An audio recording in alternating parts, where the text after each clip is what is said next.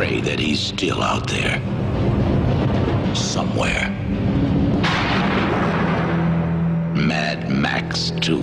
I think next to the Evil Dead trilogy, I think Mad Max 2, The Road Warrior, is the movie I watched the most during high school. Man, to this day, it's still my personal favorite of all the Mad Max movies. Even with the awesomeness that came more recently with Fury Road and Furiosa, The Road Warrior just can't be beat for me. It builds off that landscape we saw in the first Mad Max movie, a world on the brink of collapse, and then we see the world in full collapse. And it doesn't pull any punches with it, too. It is just a horrid, horrid place. And while Mad Max himself does not have as many lines as he did in the first movie, he still feels like a fleshed out character. And I think in part that's due to Mel Gibson's performance. I think he brings a lot to the role. A lot of people lately have just been saying, like, if you say anything negative about Tom Hardy's performance, a lot of people will be like, oh yeah, because Mel Gibson brought so much to the role. And I think he did. I don't know. Maybe I'm just talking out of my butt here. I think he brought a lot to that role. I think he kind of added to what could have been just an empty character. The story's incredibly simple.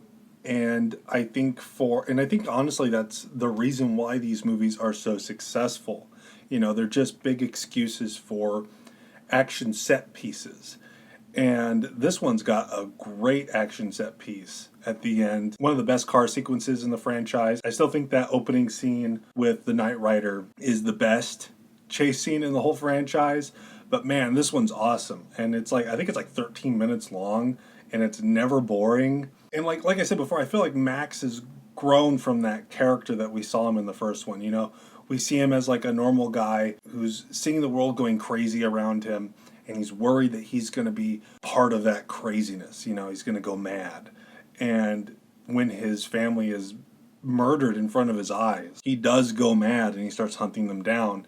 And I think you see a Max in this movie that's still trying to hold on to his humanity a little bit. And of course, his intentions behind helping the people at the very end of the movie are left ambiguous. But I think that this movie was a further step for him as a character. And I love the ending of the movie, too, where he says, Max lives only in my memories. Or something to that effect. It's just such a great way to end the movie. Honestly, if the Mad Max movie stopped there, I think it would have been fine. It would have been like, yeah, we got two great movies.